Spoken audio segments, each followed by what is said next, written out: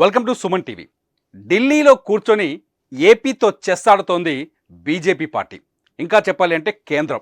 ఎందుకంటే ఏపీలో ఏ రాజకీయ పార్టీ గెలిచినా, ఏపీలో ఎవరు అధికారంలోకి వచ్చినా వాళ్ళు ఖచ్చితంగా కేంద్రంలో బీజేపీతో సత్సంబంధాలు కలిగి ఉండాల్సిందే. ఇంతకాలం జరిగింది కూడా అదే. 2019లో వైసీపీ అధికారంలోకి వచ్చినా బీజేపీతో ముఖ్యమంత్రి జగన్మోహన్ రెడ్డి మంచి సంబంధాలను కొనసాగించారు. ఎన్డీఏ కూటమిలో చేరకుండా ఎన్డీఏకి మద్దతిస్తూ అనేక అంశాల్లో ఎన్డీఏకి మద్దతిస్తూ వచ్చారు. 2014లో చంద్రబాబు నాయుడు, ఎవరైతే టీడీపీ అధినేత ఉన్నారో చంద్రబాబు నాయుడు ఎన్డీఏ కూటమిలో చేరారు. సిఎంఆర్ ఫ్యామిలీ మాల్ ఇప్పుడు మన కేపీహెచ్బీలో ఫిబ్రవరి 10వ తేదీన ప్రముఖ నటి శ్రీలీల గారిచే ఘన ప్రారంభం. ఆంధ్రప్రదేశ్లో బీజేపీ, టీడీపీ, జనసేన కలిసి ఎన్నికల్లో దిగారు. 2014లో విజయం సాధించారు. అంటే టీడీపీ గెలిచినా బీజేపీతో పొత్తులో ఉంది, వైసీపీ గెలిచినా బీజేపీ తన వైపే తిప్పుకుంది వైసీపీ మద్దతుని. ఈసారి కూడా 2024 ఎన్నికల్లో ఏం జరగబోతుంది అనేది ఇప్పుడు ఆసక్తికరంగా మారుతోంది. నిజానికి ఆంధ్రప్రదేశ్లో బీజేపీకి ఓటు బ్యాంక్ లేదు. తెలంగాణతో పోలిస్తే ఆంధ్రప్రదేశ్లో బీజేపీ చాలా బలహీనంగా కనిపిస్తుంది. కానీ ఆంధ్రప్రదేశ్లో ఉన్న అన్ని రాజకీయ పార్టీలు బీజేపీ గుప్పెట్లో ఉన్నాయనే చర్చ ఎప్పటి నుంచో రాజకీయ వర్గాల్లో కొనసాగుతోంది.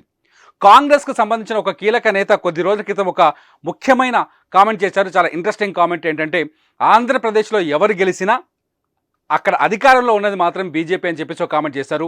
ఇది రాజకీయంగా చర్చ నడుస్తున్న తరుణంలో ఇప్పటి రాజకీయ ముఖ చిత్రాన్ని దానికి అప్లై చేస్తే చాలా ఇంట్రెస్టింగ్గా కనిపిస్తోంది.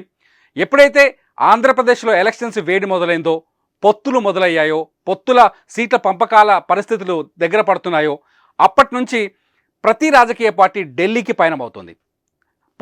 ఇప్పటికే పొత్తులో ఉన్న జనసేన, టీడీపీ వరుసగా ఢిల్లీ ప్రయాణం చేసింది. మాజీ ముఖ్యమంత్రి, టీడీపీ అధినేత చంద్రబాబు నాయుడు ఢిల్లీకి వెళ్ళి అమిత్ షాతో మాట్లాడారు. ఇంకా చెప్పాలి అంటే అమిత్ షానే చంద్రబాబు నాయుడిని పిలిపించుకొని మాట్లాడినట్టుగా తెలుస్తోంది. ఇటు పవన్ కళ్యాణ్ కూడా ఢిల్లీకి వెళ్ళారు. ఢిల్లీలో కీలక నేతలందరితో, బీజేపీ నాయకులందరితో భేటీ అవుతున్నారు. ఢిల్లీలో కీలక రాజకీయ మంతనా నిర్వహించారు. ఇదంతా చూస్తుంటే ఏపీ ప్రజలంతా ఒక నిర్ణయానికి వచ్చారు. ఏపీలో ఉన్న ఓటర్స్ కావచ్చు, లేకపోతే రాజకీయ విశ్లేషకులు కావచ్చు, ఏపీలో త్వరలో జరగబోయే అసెంబ్లీ ఎన్నికల్లో బీజేపీ, జనసేన, టీడీపీ ఒక్క జట్టుగా మారి పొత్తులోకి వచ్చి ఎన్నికల బరిలోకి దిగొచ్చు అని చెప్పేసి ఒక చర్చ జరుగుతుంది. అయితే ఇక్కడ తెలుగుదేశం పార్టీ ఎన్డీఏలో చేరడానికి అంగీకారం తెలుపుతుందా లేదా అనేది అతిపెద్ద ప్రశ్నగా మారుతుంది. ఎందుకంటే గతంలో ఎన్డీఏ నుంచి బయటకు వచ్చింది తెలుగుదేశం పార్టీ. కాకపోతే టీడీపీకి ఢిల్లీ అవసరం ఎంతుందో తెలియదు, చాలా తక్కువ ఉంటుంది. బీజేపీకి మాత్రం ఆంధ్రప్రదేశ్ అవసరం చాలా ఎక్కువగా ఉంది. ఎందుకంటే దక్షిణ భారతదేశంలో బీజేపీకి ఎక్కడ సరైన పట్టు లేదు. ముఖ్యంగా ఒక ఆంధ్రప్రదేశ్లో వాళ్ళకి అనుకూల రాజకీయ పార్టీలు ఉన్నాయి తప్ప ఎక్కడ ఎంపీ సీట్లు లేవు, పార్లమెంట్లో వాళ్ళకి సీట్లు లేవు. ఇప్పటికే కర్ణాటక నుంచి మనం చూస్తున్నాం, కర్ణాటక సంబంధించిన కాంగ్రెస్ ఎంపీలు కేంద్రం పైన దుమ్మెత్తిపోస్తున్నారు. ప్రత్యేక దక్షిణ భారతదేశం కోసం పోరాటం చేయాల్సి వస్తుందేమని చెప్పేసి కొన్ని సెన్సేషనల్ స్టేట్మెంట్స్ కూడా ఇచ్చారు. ఈ తరుణంలో దక్షిణ భారతదేశంలో తమ పట్టును నిలుపుకోవాలని చెప్పేసి బీజేపీ ఆలోచిస్తున్నట్టుగా తెలుస్తుంది. రాజకీయంగా జరుగుతున్న చర్చ కూడా అది. అటువంటి పట్టు నిలుపుకోవాలంటే ముఖ్యంగా కాస్త రాజకీయంగా లేకపోతే ఆర్థికంగా బలహీనంగా కనిపిస్తున్న ఆంధ్రప్రదేశ్లో అడుగు పెట్టాలి అని ఆలోచిస్తుంది. ఈ నేపథ్యంలోనే జనసేన, టీడీపీ కూటమిని తమ వైపు తిప్పుకునే ప్రయత్నం చేసినట్టుగా తెలుస్తోంది. అమిత్ షా ఢిల్లీలో ఉండి టీడీపీని వచ్చే ఎన్నికల్లో పొత్తుకు వస్తాము, మీతో కలిసి పొత్తులో భాగంగా ఎన్నికల్లోకి వెళ్దామని చెప్పేసి చంద్రబాబు నాయుడు ముందు ప్రపోజల్ పెట్టినట్టుగా తెలుస్తుంది. దీనికి కొన్ని పార్లమెంటు సీట్లని అడిగినట్టుగా తెలుస్తుంది. అసెంబ్లీ సీట్ల కంటే ఎక్కువగా ఇప్పుడు బీజేపీ పార్లమెంటు సీట్లపైన ఆధారపడింది. ఎక్కువ సీట్లని పార్లమెంట్ సీట్లనే అడిగినట్టుగా తెలుస్తుంది. ఈ చర్చ ఎంతవరకు వస్తుందనేది చెప్పలేము. ఎందుకంటే చంద్రబాబు నాయుడు ఢిల్లీకి వెళ్ళొచ్చిన తర్వాత, పార్టీతో సమావేశమైన తర్వాత, పార్టీలో నా నాయకులతో చర్చించిన తర్వాత నిర్ణయాన్ని ప్రకటిస్తామని కూడా చెప్పినట్టుగా సమాచారం ఉంది. ఇకపోతే ఎప్పుడైతే చంద్రబాబు, పవన్ కళ్యాణ్ ఢిల్లీకి వెళ్ళొచ్చారో ఇప్పుడు వైఎస్ జగన్మోహన్ రెడ్డి కూడా ఢిల్లీకి వెళ్ళారు. నిన్న సాయంత్రం ఆయన ఢిల్లీకి వెళ్ళి కొద్దిసేపటి క్రితమే పార్లమెంట్ హాల్లో ప్రధానమంత్రితో భేటీ అయ్యారు. ఇక్కడ ఒక పోటాపోటీ కొనసాగుతుంది. ఒకవేళ బీజేపీ, టీడీపీ, జనసేన కూటమి వైపు మళ్ళితే తాము నష్టపోతామేమో అనే ఒక ఆలోచన జగన్మోహన్ రెడ్డిలో ఉన్నట్టుగా తెలుస్తుంది. ఎందుకంటే మొదటి నుంచి వైఎస్ జగన్మోహన్ రెడ్డి ఎన్డీఏలో చేరకపోయినా ఎన్డీఏకు అనుకూలంగా పనిచేస్తున్నారు. ఎన్డీఏ ప్రభుత్వం తీసుకొచ్చిన విధానాలకి మద్దతు ప్రకటిస్తున్నారు. ఎన్డీఏ ఎటువంటి చట్టాలు చేసినా చట్టాలకి చట్టసభల్లో మద్దతు ఇస్తూ వస్తున్నారు. రాష్ట్రపతి ఎన్నికల్లో ఎన్డీఏకే మద్దతు ఇచ్చారు. కశ్మీర్ విషయంలో ఎన్డీఏకే మద్దతు ఇచ్చారు. చాలా విషయాల్లో ఎన్డీఏకి అనుకూలంగా వెళ్తున్నారు జగన్మోహన్ రెడ్డి. ఈ నేపథ్యంలో ఒకవేళ బీజేపీ పొత్తు పెట్టుకుంటే రాష్ట్రంలో బీజేపీ వైసీపీకి శత్రువుగా మారుతుంది. ఎన్నికల్లో బీజేపీకి వ్యతిరేకంగా వ్యవహారాలు చేయాల్సిన అవసరం ఉంటుంది. అది ఆంధ్రప్రదేశ్ కావచ్చు, లేకపోతే వైసీపీకి కావచ్చు, నష్టమనే ధోరణిలో జగన్మోహన్ రెడ్డి కూడా ఉన్నట్టుగా తెలుస్తుంది. ఈ నేపథ్యంలోనే ఇవాళ ప్రధానమంత్రితో అంటే ఆంధ్రప్రదేశ్కి రావాల్సిన పెండింగ్ నిధుల లిస్టు లేకపోతే నిధుల కోసమని అధికారికంగా ప్రకటన చెప్పినప్పటికీ కూడా జరిగిన చర్చ అంతా ఎన్నికల మీదే జరుగుంటుంది. జరిగిన చర్చ అంతా రాజకీయ వ్యవహారాల మీదే జరుగుంటుందని చెప్పేసి ఒక విశ్లేషణ తెరపైకి వస్తుంది.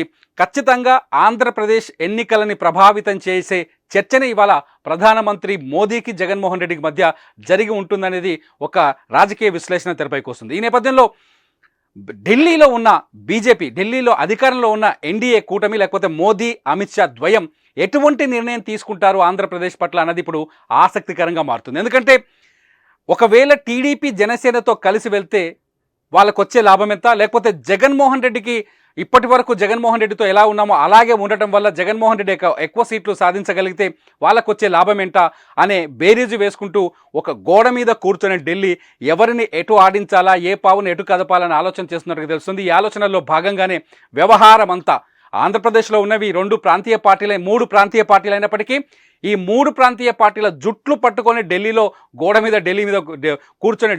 కూర్చొని ఢిల్లీ గేమ్ ఆడుతుందనే ఒక చర్చ మాత్రం ఏపీలో కొనసాగుతుంది. మొత్తానికి బీజేపీ ఎటువైపు ఎవరి వైపైన చర్చ నడుస్తుంది.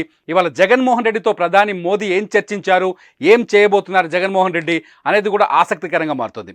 నిజానికి ఆంధ్రప్రదేశ్ని ప్రత్యేక రాష్ట్రంగా ఏర్పాటు చేసిన తర్వాత ఏపీకి 3 కీలకమైన హామీలు ఇచ్చింది అప్పటి కేంద్ర ప్రభుత్వం. అప్పుడు యూపీఏ ప్రభుత్వం ఉంది. మన్మోహన్ సింగ్ సర్కార్ 2 రాష్ట్రాలను విభజించేటప్పుడు తెలంగాణ విషయంలో ఎవరైతే పోలవరం ముంపు మండలాలు ఉన్నాయో పోలవరం ముంపు మండలాన్ని ఆంధ్రప్రదేశ్లో కలిపింది. బీజేపీ అధికారంలోకి రాగానే మొట్టమొదటి నిర్ణయం కూడా ముంపు మండలాన్ని ఏపీలో కలుపుతూ నిర్ణయం తీసుకుంది. కాకపోతే ప్రధానమైన కీలకమైన హామీలు ఏంటి అంటే ప్రత్యేక హోదా ఇస్తామని చెప్పేసి విభజన హామీలో ఒక కీలకమైన హామీ ఇచ్చింది.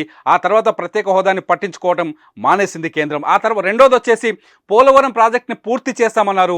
ఇంతవరకు పోలవరం ప్రాజెక్టు పూర్తి కానేలేదు. మూడోది వచ్చేసి విశాఖలో రైల్వే జోన్ ఏర్పాటు చేస్తామన్నారు.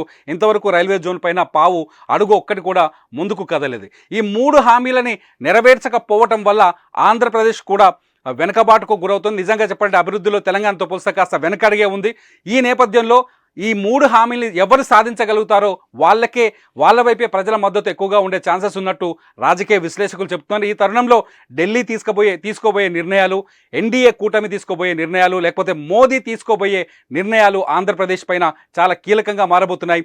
జగన్మోహన్ రెడ్డి వైపు వస్తారా ప్రధాని మోదీ, కేంద్రంలోని బీజేపీ, లేకపోతే టీడీపీ జనసేన వైపు వస్తారా అన్నది ఇప్పుడు ఆసక్తికరంగా మారింది.